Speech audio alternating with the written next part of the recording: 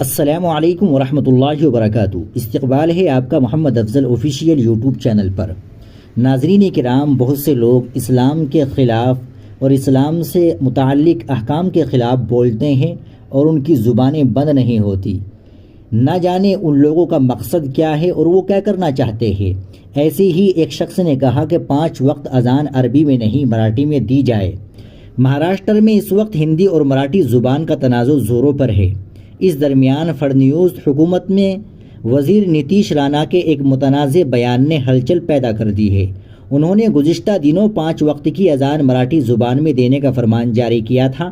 ساتھ ہی انہوں نے یہ بھی سنسنی خیز دعویٰ کیا کہ مدارس میں مفت بندوقیں دی جاتی ہے۔ نعوذ باللہ۔ اب ایک مسلم تنظیم نے نتیش رانا کو قرآن پاک کا مراٹھی ترجمہ پیش کیا ہے اور کہا ہے کہ انہیں اس پاکیزہ کتاب کو سنجیدگی سے پڑھنے کی ضرورت ہے۔ مہاراشٹر کے لاتور میں مسلم ویلفیئر ایسوسیشن نے نتیش رانا کو قرآن پاک کا یہ مراٹھی ترجمہ بذریعہ ڈاک بھیجا ہے۔ یہ جانکاری تنظیم سے منسلک مفتی فاضل نے میڈیا سے بات چیت کرتے ہوئے 18 جولائی کو دی۔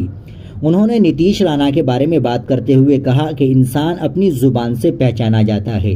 نتیش رانے صاحب، آپ کس زمرے سے تعلق رکھتے ہیں، آپ کی حیثیت کیا ہے، آپ کے اوقات کیا ہے اور آپ کتنے پڑھے لکھے ہیں، یہ آپ کی زبان سے سمجھ میں آ گیا ہے۔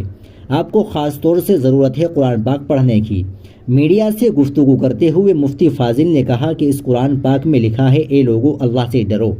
جب آپ اس کو پڑھیں گے اور گہرائی سے سمجھیں گے تو آپ کو سب کچھ سمجھ میں آ جائے گا۔